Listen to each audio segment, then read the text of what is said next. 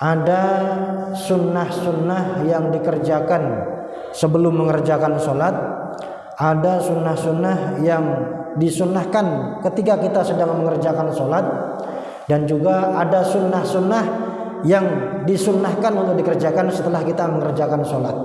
Jadi ada 3 bagian: sunnah yang dikerjakan sebelum mengerjakan sholat, sunnah yang dikerjakan ketika kita sedang sholat, dan sunnah yang disunnahkan dikerjakan setelah kita mengerjakan sholat. Bismillahirrahmanirrahim. Sunanus sholah, yuridul musannifu ayyatakallama ala sunanis sholah wa sunanus sholati min haitsu tanwi' wa tawqit aw tartibi ala salasati aqsamin. Jadi sunnah dalam sholat ini ada 3 bagian. Yang pertama sunnah sebelum kita mengerjakan sholat, sunnah ketika kita sedang mengerjakan sholat, dan sunnah setelah kita mengerjakan sholat. Yang pertama sunanun na'ti qabla sholah. Yang pertama pembahasan tentang hal-hal yang disunnahkan sebelum kita mengerjakan sholat. Wa sunanun ta'ti asna'as sholah wa sunanun ta'ti ba'das sholah. Wa huna sayatakallamul musannifu 'ani sunanil lati ta'ti asna'as sholah, lakin nabda wa natakallam 'ani sunnah allati qabla sholah. Yang pertama di antara yang disunnahkan sebelum kita mengerjakan sholat adalah al-azan, yaitu mengumandangkan azan. Wala yusannu lil mar'ah, tapi azan ini hanya disunnahkan bagi laki-laki.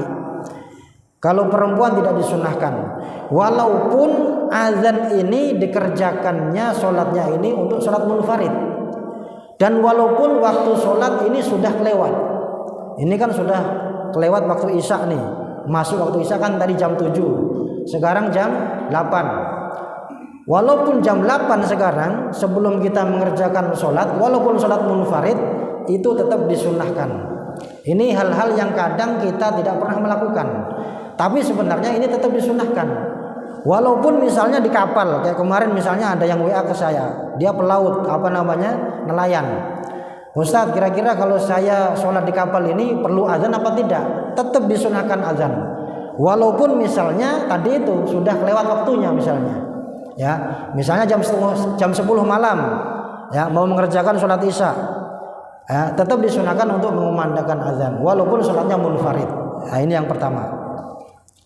Yang kedua, wa minha al-iqamah, qomat. Nah, yang umum itu qomat. Biasanya kita cuma mengambil qomatnya saja. Walaupun sebenarnya dua-duanya tetap disunahkan apabila kita ingin mengerjakan sholat.